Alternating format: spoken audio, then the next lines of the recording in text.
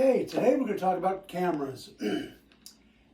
A lot of debate on what you need, what you have to have, and this is kind of depends on what you got money for. People will tell you all kinds of silly stuff, and there's a lot of beliefs out there that really don't make any sense. There are two basic types you're going to deal with, but there are actually 5 types of cameras we're going to talk about. The two you're going to see the most are a field camera and a studio camera. Or this one is a rail camera. There are others that are more of a flatbed. This is designed primarily for studio use. This was designed primarily for field use. Can you use this in the studio? Absolutely. Can you use this one in the field? Yes. This one has, historically, this camera here was used to shoot a lot of portraits for the Miss America pageant in the 1950s. This exact camera. A lot of those were done outdoors. Great outdoor camera. The pros and cons of both. Compact, lightweight, costs a little more money usually. One problem can be the focus on this is all from the front. That means the lens is moving. If I'm photographing mountains miles away, my lens moving doesn't matter. I'm just focusing.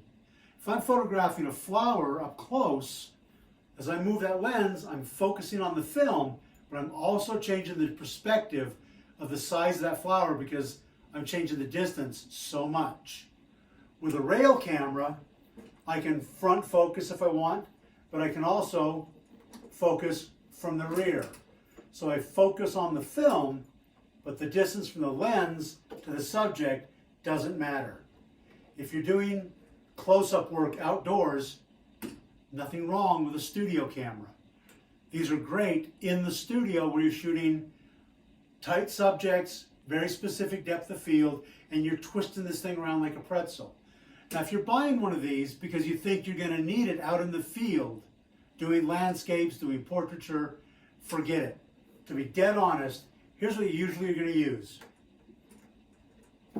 About that much front tilt. Maybe some shift, maybe some rise and fall, but for a landscape photographer, that is what you're going to use the most. I can do the same thing on this camera very easily.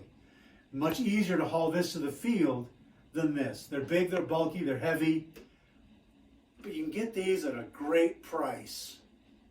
Big advantage here, price-wise. Disadvantage, you got to haul this beast out to the field. Can it be done? Sure. It's not as convenient. This is much more convenient, but you pay a little more. Which one you're going to go with is your choice. What's the best one? The one you've got right now, and don't let anybody tell you otherwise. Don't let people tell you, you can't take that to the field, or that's only for the studio, or you can't use that one in the studio because it front focuses. Forget it. Use what you've got. You can always upgrade, you can always buy more. So, on one end, field camera, studio camera. If you go farther this way, beyond this, you get into press cameras. These are meant to be held handheld. They've got a viewfinder on the side that's a rangefinder. The little cam inside adjusts for different lenses you put on. So the press photographers use 20s, 30s, 40s, 50s. It was replaced by roll film, definitely in the 60s. So they're great. Can you use them for portraits, for technical work? Sure. They don't have a lot of movement. Some have very little, but they're great. It's a 4x5, you can use it. You go farther the other way, you get into technical cameras. Look up the Polaroid MP4, it might be MP3, but I believe it's the Polaroid MP4. It's a technical camera for copy work, doing identity photos, technical work, all kinds of things. It had a big slider on the back. Put it on, slide it to one side, you put your 4x5 film holder in. Slide it the other way, Polaroid holder goes in. I made a great camera out of one I used mostly for pinhole work by chopping that back apart and bolting just the 4x5 portion on. Dirt cheap, no movements at all, only focus, but it worked. It was a lot of fun. I sold it to a young guy who really wanted to play with pinhole. Now, in the middle, the one nobody talks about, is a hybrid camera like this.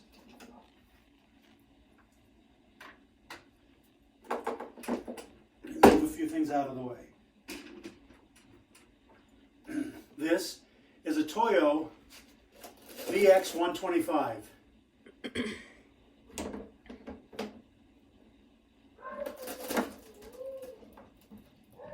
It extends.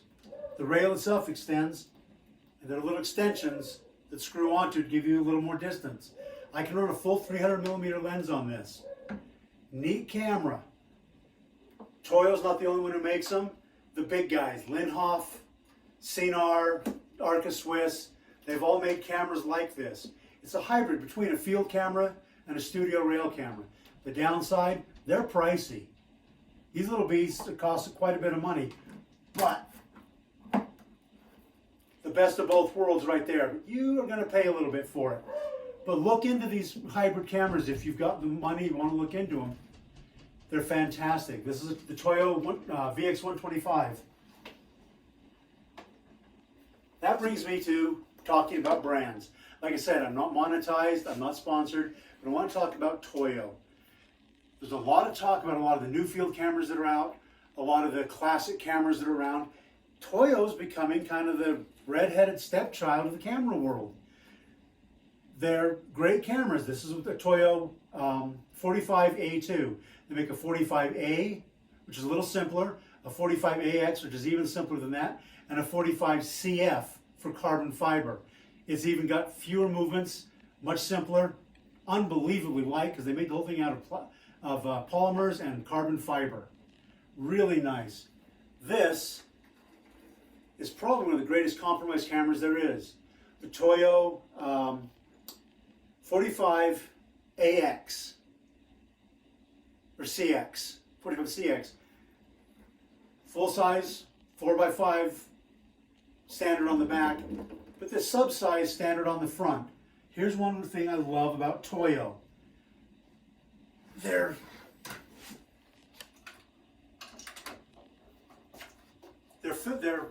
lens boards come in two sizes. For the big studio cameras, the 4x5s and their 8x10 cameras, is this 158mm lens board. And these are all over. These are easy to get. For the field cameras and this camera, these are 110mm lens board. Once again, standard, easy to get. Here's the genius part of it. They make adapter boards. I can put this on my 8x10s or the 45 G2.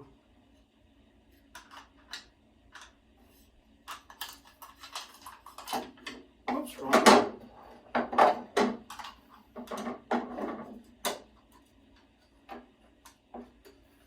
And I can use my small boards. Most of my lenses are in 110mm Toyo boards. I can use it on these cameras, my 8x10s, and this 4x5. They also make these adapters for other lenses. This is my wife's Vista. It uses a Linhof board.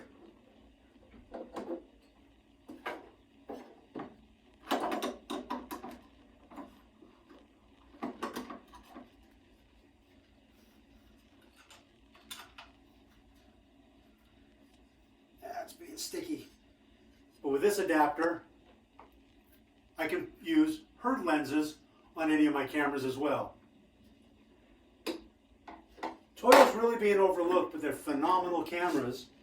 I understand Toyo is made by Sakai in Japan. I understand the factory is in what they call cold idle.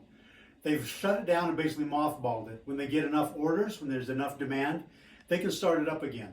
I hope it's still the case. Another nice thing about Toyo is for the 8x10s, this is an 8x10 size film back with the 5x7 reducing adapter. I've also got one in 4x5. So I can shoot that, in the previous video, the big camera that was up here, I can shoot 4x5, 5x7, and 8x10 all in the same camera, just with the reducing back. And these are still available. So what's the best camera for you? Whatever you've got. Do you have to stick with just one? No. One thing that really saddens me to see is somebody takes out a camera and they don't really like it. It's not working for them, so they sell it and buy another one. And then they sell that one and buy another one. They sell that one and buy another one, looking for this golden, perfect little camera that's somewhere in the middle. The closest you're going to find to that is going to be one of these. And go ahead and look, but you're going to gag at the price. There's nothing wrong with a field camera and a little studio camera. Use them interchangeably, use them where you need.